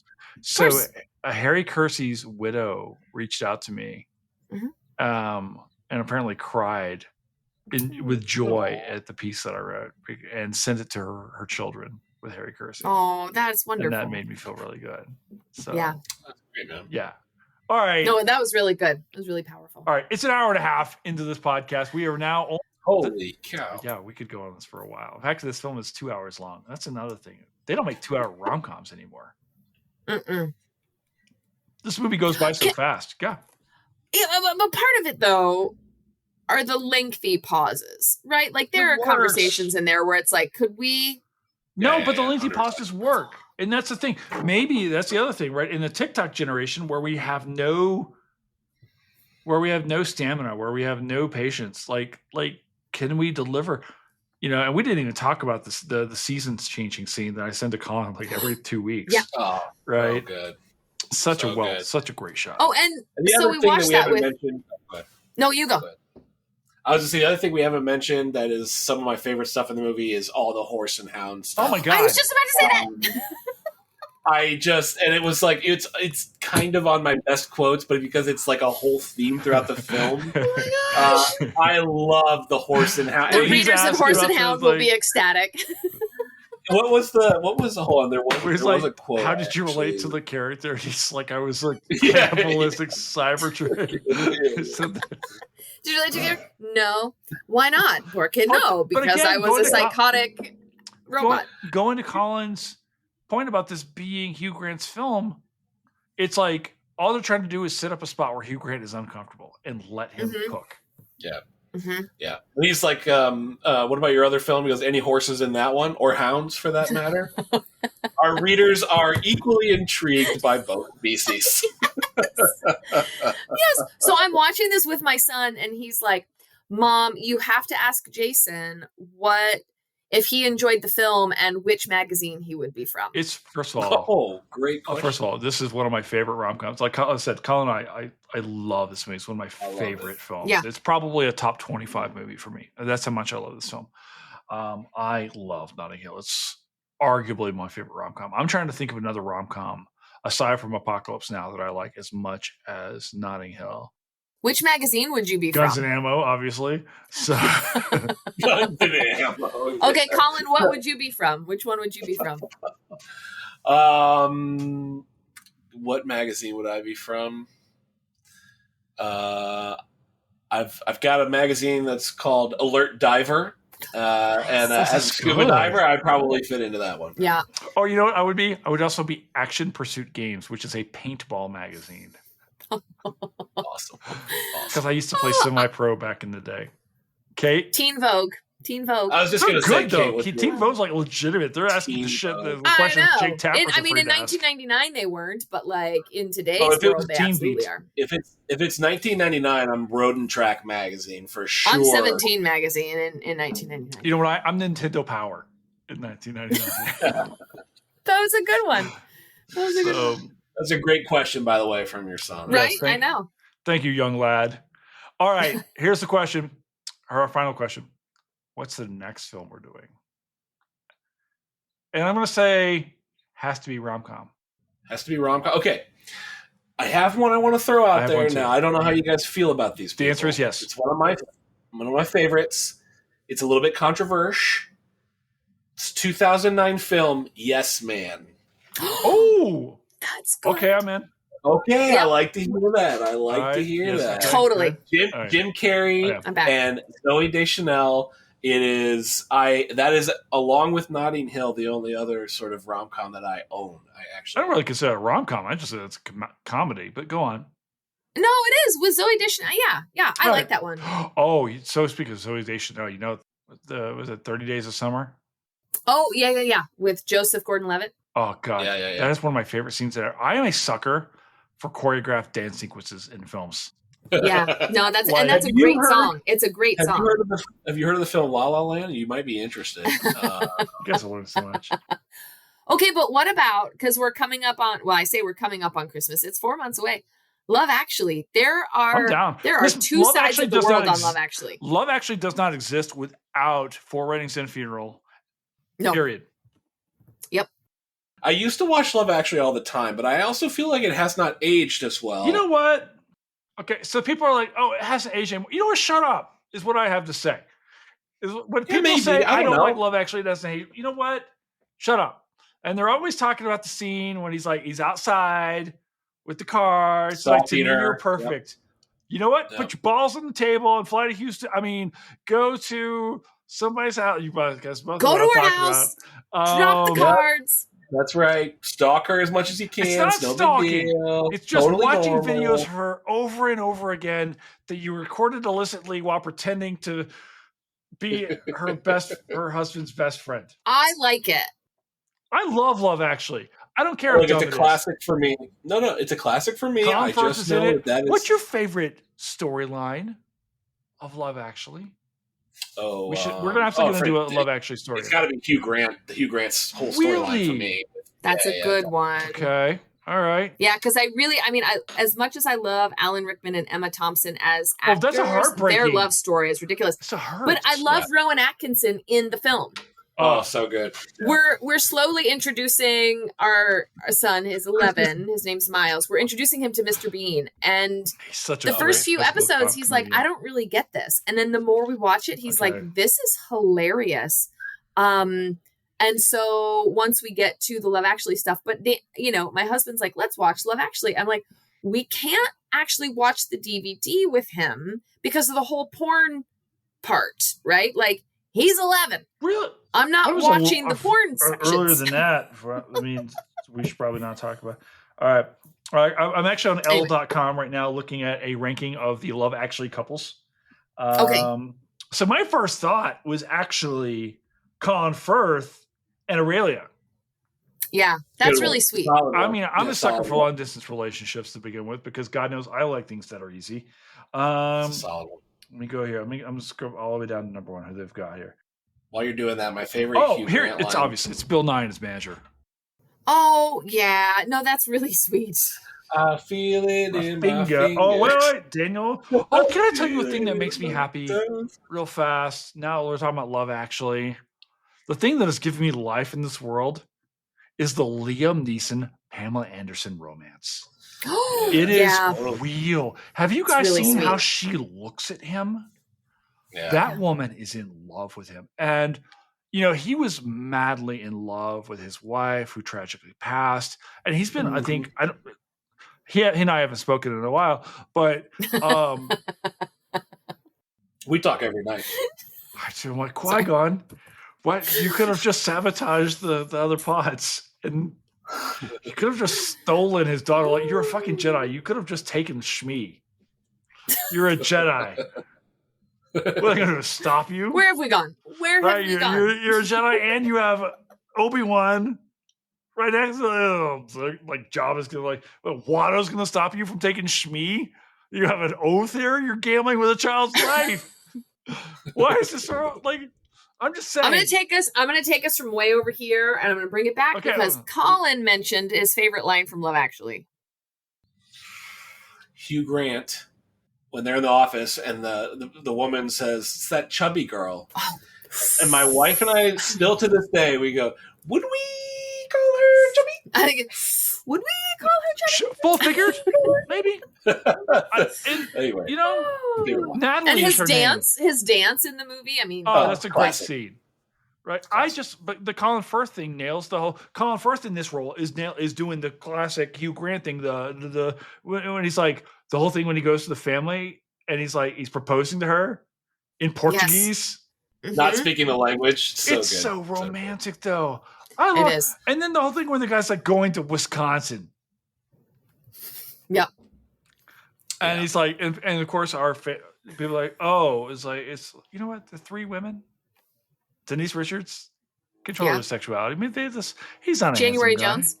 Yeah. I'm not a January Jones person. Interesting. Because in Mad, she smokes all the time. And I was like, does she really? In Mad Men, it's the 60s. Oh, yeah. Mad Men, she does, yeah. Oh, in Mad Men. But here's something that we did not talk about that I texted Jason about on Monday. Oh, did? Which was 47 texts ago. It was. Which was, how the hell is he letting her open the front damn door with all of those photographers? How did she not hear that in the kitchen? and then go, I'm going to answer the door in my underpants. But here's the bigger question. Rachel and I went through the same thing. Is she using him? Because she's mean to him a lot in this movie early on. When she just tears into him, she's like, my friend. And she was right. Spike's an idiot. And she's like, I'm going to regret this. And he was like, well, I'm actually going to be the complete opposite. Right. Well, she's like, I'm going to regret this. And I'm like, he's right in front of you. Yeah. How painful. No, that was definitely a low. I assume the women I sleep with are going to regret it. Right? You don't have to say it to me. Stop it. Just my thing about this is, in reality, right?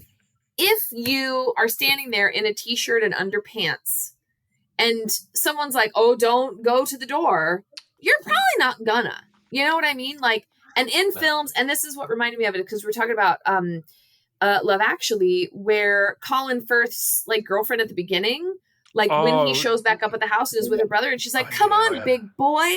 I want you twice before he shows back up. And it's like, you're not actually going to yell that. Jamie, that's right. That hurt too.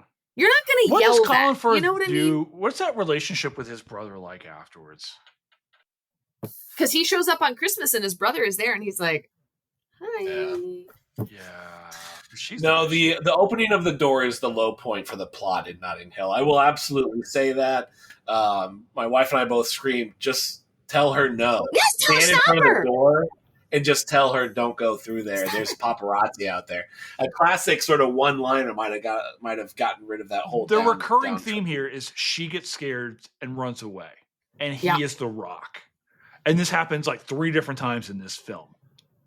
Yeah, until he tells her you can't come home anymore, so you can't come back to the safe place anymore. Yeah, because he's like, I'll politely decline. Yeah. And Rachel's hot take was that he definitely should never have gotten back together with her, that he made the right decision in the travel bookstore. Danny said the same thing. That should have been the end of the story. Well, he went on the date with like the perfect woman too. Mm-hmm. Right? Miranda, I think, what's her name? Emily Moore. Yeah, she's perfect. Like the chemistry's right. You're like, oh, this is who they should be with, right? But as we know, they have a baby. And the ending shot there is perfect of him reading. But here's the thing. We're all historians. We've read thousands of books at this point in time. All of us. You put your head in my lap. I am not reading my gut. I'm like, I need when I'm reading dead silence. You've never had one sweet moment like that, Jason. I mean, come on. Do I look like a guy who saw a lot of sweet moments in my life, Colin? You cannot stop me from reading a book. I will pick up a book what are you and reading? I will read it. I'll turn it with one hand. That looks like a library book. It is a library book. Oh, do we get to talk about books that we're reading? Okay, go for it. I'm reading about the Curtis SP2C Helldiver right now. That's my current book. But I'm also reading this one, which is Death, Power, and Apotheosis in Ancient Egypt by my very good friend, Dr. Julia Trochet. Oh, I love it. I know. That's way more interesting than what I'm reading. Oh, really? You're reading some Julia Trochet? Well, I'm reading Women in the Valley of the Kings, the untold story of women Egyptologists in the Gilded Age by Kathleen Sheppard. She sounds awesome. Dude, she sounds like a this great is the second copy of this book I had. I actually gave away. I tell you, I actually gave away the arc. I did, and I usually keep the arcs because the arcs are so rare. Because most people only get. But like I did a book giveaway on the Substack, and people were trying to get this book. I had some people requested. And I sent that one to you, and I signed it. I know everything. I know it's right here. Jason, we met because of these women. Thank you for being you, a friend, advocate, and all-around better ships player than Colin Colbourn. Love, Kate. Which is crazy, your clairvoyance and that understanding that was actually the case. Kate, ask Jason if he's got a frigate yet. Ask him if he has a frigate. Do you have a frigate? I don't have a frigate because I didn't pay to upgrade my game, is what happened. Colin got on there and paid. Admit it. You paid because I was ahead of you. I was ahead of you by multiple levels, sir. You were not. You were absolutely not. It's capitalism. You are lying. This is what happens in capitalism. I realized that I'm an adult. I was like 10 levels ahead of you, and then the next day you're like, I have a frigate. Tell me I'm lying. For all the listeners, I don't know what they're talking about. Tell me I'm lying. Tell me you didn't pay for the season pass. Oh, I absolutely did. What are you talking about? That's what I'm talking about. absolutely did. I 100% He's did. sending me a picture of his ship. His response was like, "Oh, I've been playing hard." I was like, "Motherfucker, it's been 7 hours." Hey, man. And I'm doing. That's what happens when you have a full-time job and no kids. I can just fair. Buy dinks. God bless you. Yes. Mm-hmm. All right, so anyone out there, we saw this pod, and you would like to listen to some more pods, we'll have some more with these two, because apparently Fletcher's going to murder us. There's no way anyone is still listening right now. This was his last. All right. Left an hour. Colin Colbourn, Kate Sheppard. Guys, this one was fun. It's so fun. I needed this one tonight, so. It's been real, guys. Goggles. I'm heading down. What the fuck are we doing? If I had popcorn, I would throw it at the screen. Such a cute part of it. It is really cute. Yeah. All right, guys. Thanks, Jason. Bye, guys. I'll see you later. And that's a wrap here at Reckoning with Jason Herbert. Thank you so much to our guests, Colin Colbourn and Kate Sheppard, two of my absolute best friends on the entire planet. I needed this pod. I laughed and laughed and laughed. I love you guys so very, very much. Thank you for being here. Thank you to our producer, Fletcher Powell, for being part of this show and continuing to make it run. And thank you, of course, to all of you for listening into this podcast, for sharing it. If you like the pod, please, the best thing you can do is help us promote it by giving us some great reviews on Apple or Spotify or wherever it is that you listen. And you can subscribe to this podcast, or you can find our Substack at jasonherbert.substack.com. Guys, we have so many more pods coming to you. We are stacking them up. So thank you for being here, and we have so many more to come. Ciao for now.